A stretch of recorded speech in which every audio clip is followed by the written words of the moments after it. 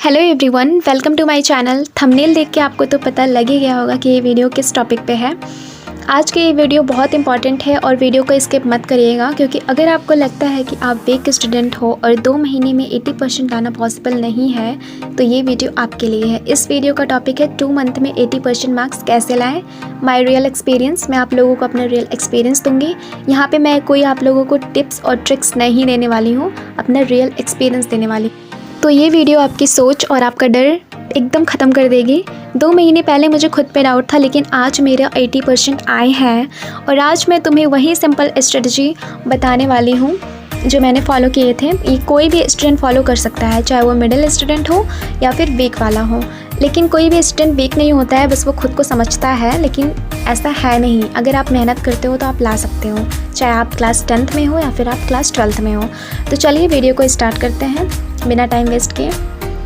देखो, अगर आपको 80% लाना है या 80% से ज़्यादा मार्क्स लाने हैं तो सबसे पहले आप लोगों को मैं बताऊंगी कि लर्निंग स्किल आपकी अच्छी होनी चाहिए। अगर आपकी लर्निंग स्किल अच्छी होगी तभी ये पॉसिबल है, और अगर लर्निंग स्किल आप लोगों की अच्छी नहीं होगी तो ये पॉसिबल नहीं है। और लर्निंग स्किल को कैसे इम्प्रूव करें, अगर आपको इस टॉपिक पे वीडियो चाहिए तो आप लोग कमेंट करना, मैं आप लोगों को बता दूँगी कि लर्निंग स्किल को कैसे इम्प्रूव करते हैं। तो आप लोग लर्निंग स्किल को ज़्यादा से ज़्यादा बढ़ाओ, लर्निंग पावर बढ़ाओ अपनी, ठीक है। तो तभी ये 100% पॉसिबल है, नहीं तो ये नहीं है। तो आप लोग लर्निंग स्किल को कैसे इम्प्रूव करोगे, अभी आप लोग जानो यूट्यूब पे बहुत सारे वीडियोस होंगे, तो आप लोग उसको देख के वहाँ से सीख सकते हो कि लर्निंग स्किल को कैसे बढ़ाएं, ठीक है। तो अब आप लोग सोच रहे होंगे कि मैंने पूरी साल भर क्यों नहीं पढ़ाई की, मैंने बस 2 मंथ में ही क्यों पढ़ाई की। तो क्योंकि मेरा कोई पर्सनल प्रॉब्लम था, मेरी मेंटल स्ट्रेस था, कंसिस्टेंसी प्रॉब्लम थी, वीक सब्जेक्ट जैसे कि मैथ हुआ, फिजिक्स हुआ, केमिस्ट्री हुआ, ये सब मेरा बहुत ज़्यादा वीक था। और जिसका मैथ होगा वीक, उसका तो फिजिक्स और केमिस्ट्री ऑब्वियसली वीक ही होगा। तो यही सारी प्रॉब्लम्स थी जिसकी वजह से मेरा 10 मंथ मेरा बर्बाद हो गया। बस मेरे पास बचे थे 2 मंथ, और वही 2 मंथ में मैंने क्या क्या फ़ॉलो किया, कैसे किया मैंने, तो वही सब मैं आप लोगों को बताने वाली हूँ। मेरे पास बचे थे बस 2 मंथ, और 2 मंथ में मैंने क्या क्या किया, कैसे किया, तो वही बताने वाली हूँ आप लोगों को। और टाइम मैनेजमेंट चैलेंज, ये मेरे लिए बहुत बड़ा चैलेंज था।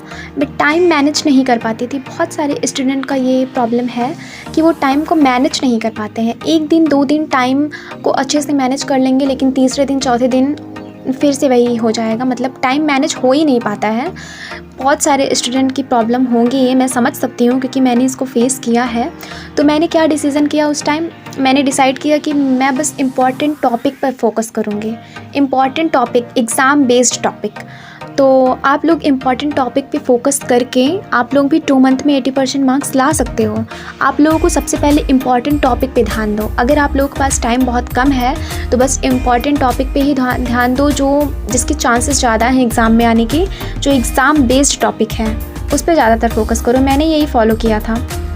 तो मैं अब आप लोगों को अपना रियल मेथड और real experience step by step बता रही हूँ। तो सबसे पहले स्टेप 1 है, मैंने इम्पॉर्टेंट टॉपिक को सेलेक्ट किया जो एग्ज़ाम बेस्ड टॉपिक है, और एग्ज़ाम का फ्रिक्वेंटली आस्क्ड टॉपिक, जो एग्ज़ाम में आते हैं, जो एग्ज़ाम में ज़्यादातर पूछे जाते हैं, जैसे कि मतलब इजी मार्क्स वाले टॉपिक भी और हाई मार्क्स वाले टॉपिक्स भी, जो एग्ज़ाम बेस्ड टॉपिक हैं, जो एग्ज़ाम में डेफिनेटली आते हैं। आप लोग यूट्यूब पे सर्च करोगे, आप लोगों को बहुत सारी इंपॉर्टेंट टॉपिक्स मिल जाएंगे जो एग्ज़ाम में आते हैं, हर साल पूछे जाते हैं। आप लोग देखो PYQ को भी सॉल्व कर सकते हो। PYQ सॉल्व करने पे आप लोगों को बहुत ज़्यादा एक्सपीरियंस हो जाता है और इम्पॉर्टेंट टॉपिक्स भी मिल जाते हैं आप लोगों को। तो मैंने सबसे पहले स्टेप यही फॉलो किया था, इम्पॉर्टेंट टॉपिक्स को मैंने सेलेक्ट किया था। तो आप लोग इसको फॉलो कर सकते हो। स्टेप 1 मैंने ये फॉलो किया था। अब आप लोगों को मैं स्टेप 2 बताने वाली हूँ। तो स्टेप 2 में है माई डेली रूटीन, ठीक है। मैंने डेली रूटीन मेरी क्या थी, मतलब मेरी डेली रूटीन ये नहीं थी कि मुझे इतने बजे से इतने बजे तक ये करना है, इतने बजे से ये करना है। देखो, ये किसी का फॉलो नहीं हो पाता, ये मेरा भी फॉलो नहीं हुआ।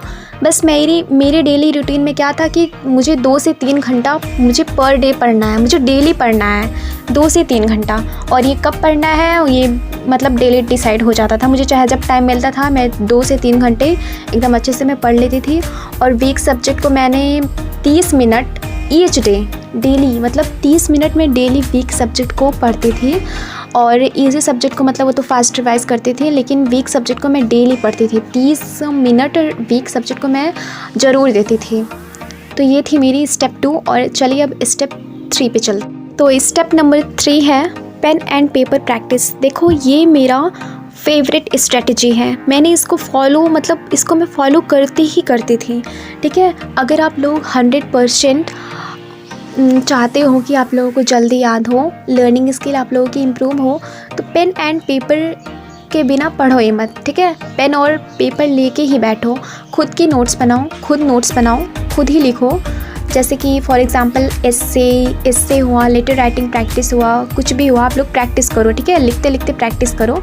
इससे आप लोगों की विजुअल मेमोरी स्ट्रांग हो गई। ठीक है, सोच के पढ़ो। ठीक है, विजुअलाइजेशन करके पढ़ो, विजुअल मेमोरी को और स्ट्रांग करो, ताकि लर्निंग स्किल आप लोगों की इम्प्रूव होती जाए। ठीक है, तो ये थे मेरे स्टेप नंबर 3, इसको आप लोग ज़रूर फॉलो करना। ठीक है, अब चलिए स्टेप नंबर 4 पे चलते हैं। तो स्टेप नंबर 4 में है टिप्स फॉर वीक स्टूडेंट। ठीक है, वीक स्टूडेंट है नहीं, लेकिन जो स्टूडेंट खुद को वीक समझते हैं, ये उनके लिए मेरा एक एडवाइस है।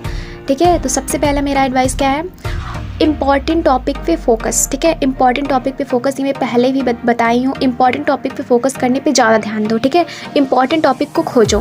ठीक है, और नंबर 2 है शॉर्ट कंसिस्टेंस स्टडी सेशन। ठीक है, शॉर्ट में याद करने की कोशिश करो। ठीक है, कंसिस्टेंस होकर पढ़ाई करने की कोशिश करो। ठीक है, ये मेरा दूसरी एडवाइस है। और अब ये मेरी तीसरी एडवाइस है, ये बहुत ही ज़्यादा मस्ट है। ठीक है, तो तीसरी क्या है, notes plus pen and paper practice. ये तो बहुत ही ज़्यादा इंपॉर्टेंट है, मैं आप लोगों को अभी पहले भी बताई हूँ। नोट्स के साथ पढ़ाई करो। ठीक है, पेन और पेपर के साथ प्रैक्टिस करो। ठीक है, प्रैक्टिस मेक्स मैन परफेक्ट। ठीक है, जितना प्रैक्टिस करोगे उतना ही ज़्यादा आप लोगों की इम्प्रूवमेंट होती जाएगी।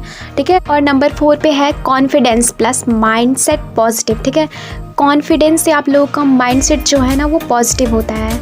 आप लोग अगर मतलब लाइफ में आगे जाना चाहते हो, अच्छे मार्क्स लाना चाहते हो, कोई भी आप कुछ भी करना चाहते हो ना, तो सबसे पहले आप लोगों को अपना माइंडसेट को ना पॉजिटिव रखना होगा। क्योंकि ये जो पॉजिटिव एनर्जी होती है ना, ये बहुत ही ज़्यादा इम्पॉर्टेंट होती है। अगर आप लोगों का माइंडसेट ही निगेटिव रहेगा, अगर आप निगेटिव रहोगे कि मतलब मैं नहीं ला सकता हूँ, मेरे बस की बात नहीं है, मैं नहीं कर सकता हूँ, मेरे पास टाइम बहुत कम है, मुझे जल्दी याद नहीं होता है, तो ये ऐसा पॉसिबल नहीं है। आप लोग ला नहीं सकते हो 80%।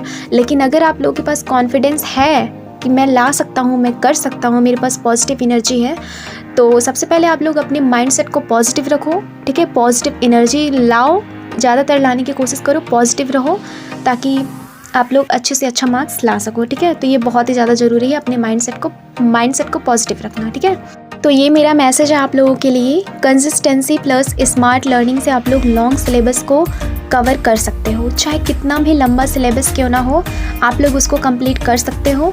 तो उसके लिए आप लोगों को कंसिस्टेंस रहना बहुत ज़रूरी है। अपनी कंसिस्टेंसी को मेंटेन करो। ठीक है, ये नहीं कि एक दिन पढ़ाई किया 2 दिन नहीं किया, डेली करो, थोड़ा ही करो लेकिन डेली करो, कंसिस्टेंस होकर पढ़ाई करो, तो आप लोग 100% 80% मार्क्स ला सकते हो। तो ये थी मेरी 2 महीने की रियल स्ट्रेटजी, जो कोई भी स्टूडेंट फॉलो करके 80% या उससे ज़्यादा भी मार्क्स ला सकते हैं। तो आप लोग वीडियो को लाइक करिए, चैनल पर नए हैं तो चैनल को सब्सक्राइब करें, कमेंट करिए, शेयर करें। नेक्स्ट वीडियो 12th एग्ज़ाम का रियल एक्सपीरियंस मैं आप लोगों को शेयर करने वाली हूँ। अगर आपको इस टॉपिक पे वीडियो चाहिए तो कमेंट करो, मैं आप लोगों को क्लास 12th का भी बता दूँगी। तो ठीक है, फिर मिलेंगे नेक्स्ट वीडियो में, तब तक के लिए bye bye. Thanks for watching.